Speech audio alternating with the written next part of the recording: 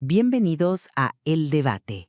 Hoy vamos a explorar una idea que suena casi, no sé, paradójica, extraída de una serie de reflexiones espirituales, el reposo de la victoria. Se nos presenta como un estado de paz profunda que se alcanza no luchando más, sino descansando en una victoria que, bueno, ya ha sido ganada para nosotros.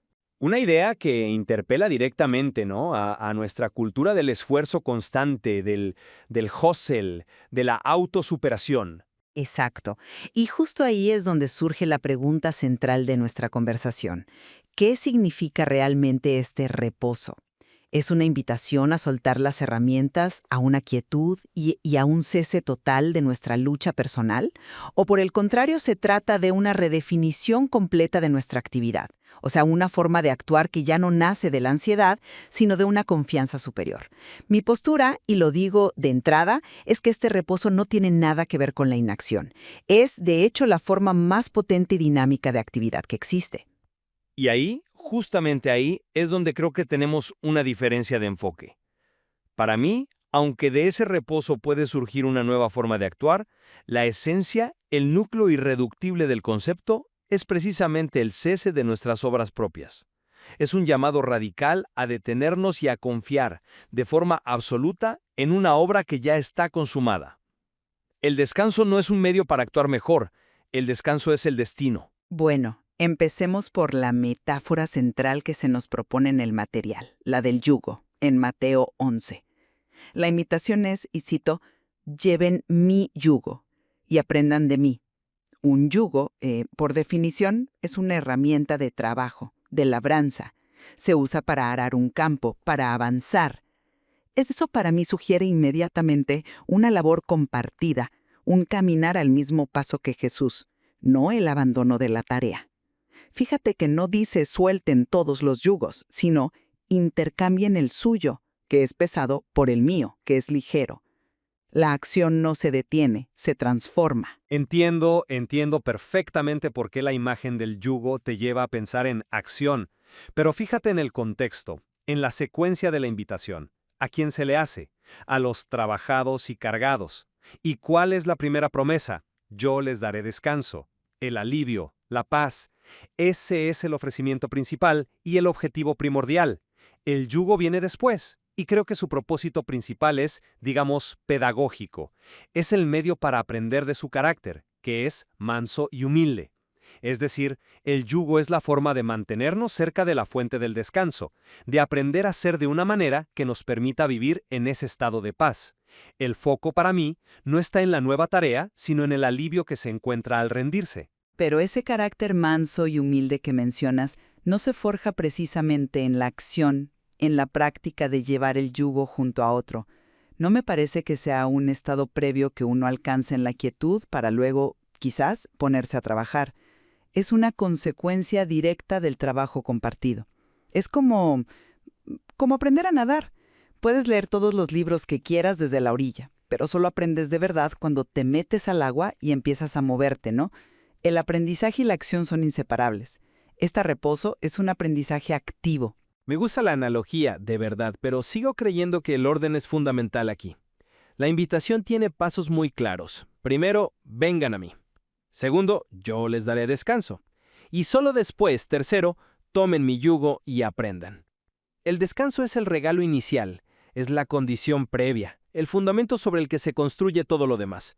No es la recompensa al final del trabajo, ¿me explico? Primero recibes la paz, y el yugo es la herramienta que te ayuda a no perderla mientras caminas por la vida. Es un instrumento para mantener la conexión, no para iniciar un nuevo proyecto. Sin ese descanso fundamental, cualquier yugo, por muy ligero que sea, se va a sentir pesado porque lo seguiremos jalando con nuestras propias fuerzas. Ajá. Pero entonces, si es un cese tan radical como dices, ¿cómo explicamos la otra imagen poderosa que usa el material, la del pasaje de Hebreos 4? Se nos invita a entrar en su reposo, y se dice que quien entra descansa de su propio trabajo. La clave para mí está en esa especificación, su propio trabajo. No dice que se descansa de todo trabajo. La distinción es crucial. Se refiere a detener esa lucha, digamos, carnal, la que nace de la ansiedad, del ego, de la necesidad de probarnos a nosotros mismos y a los demás. Se deja ese tipo de esfuerzo para iniciar una actividad que surge de la fe y la confianza. Y para mí, esa distinción que haces es justo donde se diluye la fuerza del concepto. El pasaje traza un paralelismo directo con el séptimo día de la creación. Dios trabajó 6 días y al séptimo cesó. Su obra estaba completa y era buena. El reposo del sábado no es un cambio de actividad, es la declaración de que la obra está terminada. La invitación de Hebreos, entonces, es a entrar en una obra que ya fue terminada por Cristo. Por lo tanto, nuestro rol es cesar nuestros propios intentos de crear nuestra justificación, nuestra paz, nuestro valor. La analogía se rompe por completo si decimos que simplemente cambiamos un tipo de trabajo por otro. El punto es la aceptación radical de que no hay nada más que hacer. La obra está completa. Entiendo el punto teológico, claro, pero en la práctica, vivir desde esa aceptación no es pasividad. De hecho, yo diría que requiere un tipo de energía y de acción muy particular. Es casi como lo que los psicólogos modernos llaman un estado de flujo. En ese estado, un atleta o un artista no deja de actuar, al contrario, está en su máximo rendimiento. Pero la angustia, la autoconciencia, el miedo al fracaso, todo eso desaparece. La acción fluye sin esfuerzo, guiada por una intuición profunda. ¿No podría ser el reposo de la victoria una descripción espiritual de ese mismo fenómeno? O sea, no dejas de actuar, pero la angustia del rendimiento se va, porque confías plenamente en la presencia que te guía. Es un paralelo fascinante, ¿eh? Y muy útil para entender la experiencia subjetiva. No lo niego. Pero hay un riesgo en equipararlo completamente. El estado de flujo se enfoca en el rendimiento y en la eficiencia de la acción. El reposo del que habla el material tiene una dimensión más profunda, es un cambio ontológico. No se trata solo de actuar sin ansiedad, sino de entender que nuestra identidad ya no depende de nuestra acción. El cese es el acto principal porque es una renuncia a la idea de que somos lo que hacemos. Cualquier actividad que fluya de ese nuevo estado de ser es bienvenida, pero es secundaria. Primero está la rendición total. La dinámica práctica que propone el texto lo deja clarísimo. El momento culminante es soltar una piedra que representa la lucha y decir acepto tu victoria. Es un acto de entrega, no de reenfoque. Pero justo después de aceptar la victoria, se nos dice que estamos operando desde una victoria. Operar es un verbo activo. Una victoria militar no significa que el ejército se disuelve y se va a casa. Significa que ahora opera desde una posición de poder, de seguridad.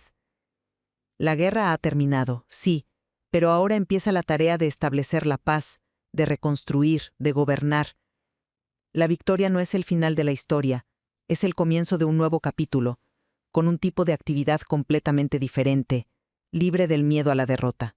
O quizá la victoria significa que el soldado finalmente puede volver a casa y simplemente ser, sin la necesidad de luchar más. La paz es el fin, no un nuevo cuartel general para planear la siguiente campaña. Y esto nos lleva a cómo se vive esto en el día a día, ¿no? Porque es ahí donde la teoría se pone a prueba. Es muy fácil, incluso después de un momento de entrega, volver a caer en el hábito de querer controlarlo todo. Es una excelente pregunta, y de hecho el material mismo lo aborda. Propone disciplinas muy activas para mantener ese estado de reposo. Leer un pasaje diariamente, establecer una alarma para una pausa de reflexión consciente, son acciones deliberadas, no una deriva pasiva. La frase que citas, no lucho para ganar, estás operando desde una victoria, implica precisamente eso, operar, actuar, pero con una mentalidad renovada, con la calma de quien ya conoce el resultado final.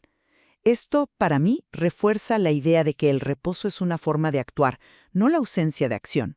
Es el combustible para lo que una de las reflexiones llama una acción invencible. Y yo sigo pensando que ahí confundimos la herramienta con el estado. Esas acciones que mencionas no son el reposo en sí, son como las barandillas en un puente. Te ayudan a no caer de nuevo al río de la ansiedad mientras cruzas. Son recordatorios para volver a la confianza cuando nuestra tendencia humana natural es retomar el control y la carga. El núcleo del reposo es la confianza absoluta, no las prácticas que nos ayudan a recordarla. El texto lo resume en una pregunta de reflexión que es, brutalmente honesta. ¿Mi paz depende de cuántos peces hay en mi barca o de quién está sentado conmigo en ella? El estado interno de confianza en la persona es lo primordial. La cantidad de peces, que es el resultado de la acción de pescar, es completamente secundaria. El reposo es confiar en quién está en la barca independientemente de si estamos pescando o no. Totalmente de acuerdo en que la paz viene de la presencia en la barca. Pero esa misma presencia es la que luego te da la sabiduría para saber cuándo es momento de lanzarse a aguas profundas para pescar y cuándo es momento de lavar las redes en la orilla. Ambas son acciones. La presencia no te paraliza, te dirige. Es la diferencia entre un capitán que conoce el océano y uno que no. Ambos están en una barca, pero uno actúa con propósito y el otro reacciona con miedo. La victoria no nos deja sentados en la arena, nos libera para navegar sin el miedo a la tormenta o al fracaso. Un líder en este estado de reposo, como dice el texto, inspira desde la certeza de la victoria. Inspirar es una de las acciones más poderosas que existen. Cierto, pero la sabiduría para tomar esas decisiones, para saber cuándo moverse y cuándo esperar, ¿de dónde viene?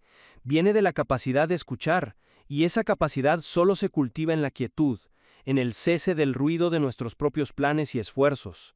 La acción puede ser una expresión visible del reposo, claro que sí, pero el reposo en sí mismo es la condición previa e independiente. Sin ese cese radical del esfuerzo propio, cualquier acción, por muy bien intencionada que sea, corre el riesgo de ser simplemente nuestro propio trabajo con un disfraz espiritual. La paz no viene de la actividad dirigida, sino de la presencia que permanece incluso en la inactividad. En resumen, y para ir cerrando mi postura, el reposo de la victoria es una revolución en el cómo vivimos y actuamos. No es un llamado a la pasividad, sino a una colaboración activa y llena de energía, donde cambiamos el yugo agotador del «tengo que hacerlo yo todo» por el yugo ligero de la dirección divina. La victoria no nos exime de la acción, sino que la libera de la prisión de la ansiedad y la llena de un propósito invencible. Es un dinamismo que nace de una seguridad inquebrantable. Y yo concluyo que, aunque esa acción transformada es un resultado hermoso y, por supuesto, deseable, el corazón de este concepto es el acto previo y radical de cesar. Es la renuncia a la autosuficiencia, la entrega total a una confianza en una obra que ya está completa. El descanso no es el combustible para una mejor acción, sino el destino mismo. De esa paz profunda, de ese estar en casa, puede que fluya naturalmente una acción correcta y sin esfuerzo, si es que es necesaria.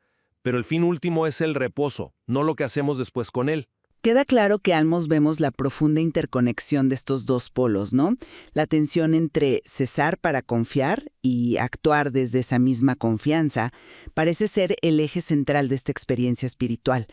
Quizás la comprensión más profunda no reside en elegir una postura sobre la otra, sino en aprender a vivir en esa danza constante entre las dos. Exactamente. Al final, el material no nos da una fórmula, sino una invitación a la reflexión personal. Nos deja con una pregunta fundamental que quizás cada uno de nosotros debe responder. ¿La paz se encuentra al detener por completo nuestra acción? ¿O se encuentra al aprender a actuar desde un lugar de confianza tan profundo que la acción misma se convierte en descanso? La respuesta, me parece, define el viaje espiritual de cada uno.